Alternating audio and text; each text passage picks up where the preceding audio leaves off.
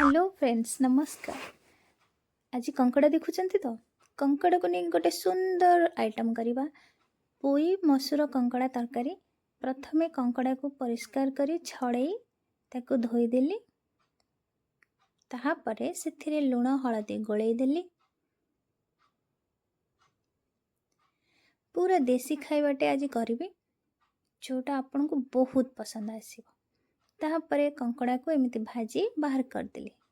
आउ पोई नहीं ताको छोटो छोटो पीस रे काटिबी एमिति काटिदेली। काटी सारा पर ताको परिष्कार करी धोईदबा। आसंतु तापरे छोटो छोटो पीस रे आलू मध्य काटी ताको धोईदेली। धोई सारा परे कड़ा गरम करी तेल टिके दे पोई आलू को कषिबी। लुण हलदी दे पोई आलू को टिके कषिदबा तेल रे जोटा कि नरम हो और संतुली हो सिझी मध्य जीव।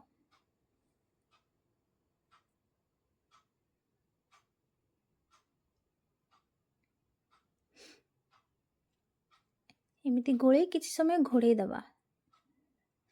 एपटे गोटे कप मसूर डाली धोई सेथिरे दे दबा।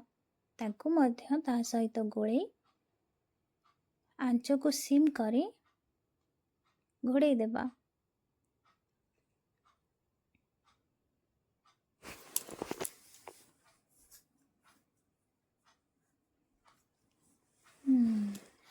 ताहापरे किछि समय परे मो अन्य पात्र को बाहर करदेली।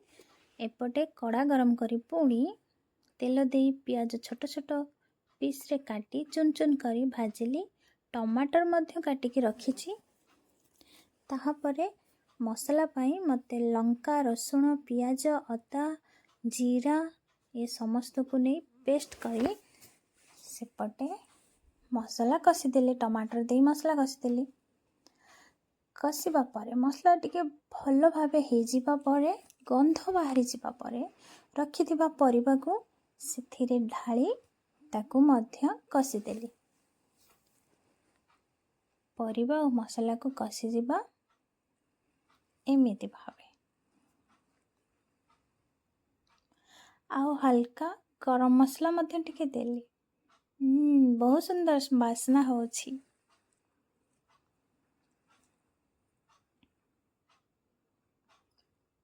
एमिति किछि समय संतुलिला परे सेथिरे पानी दे दबा जोटा कि आउ टिके सिझिबा पई पानी दे देली।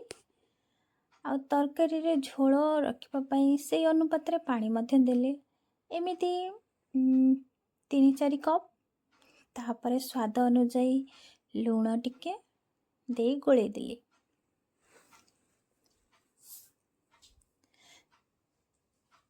और रखिथिबा कंकड़ा भजा को सेथिरे दे समस्त मिसेई ताको पुणी थरे ढांकी देबी। आउ सिम कर देली। किछि समय परे मोर हे गला कंकड़ा पोई आलू मसूर तरकारी देसी खाइबा आउ बहुत सुंदर टेस्टी।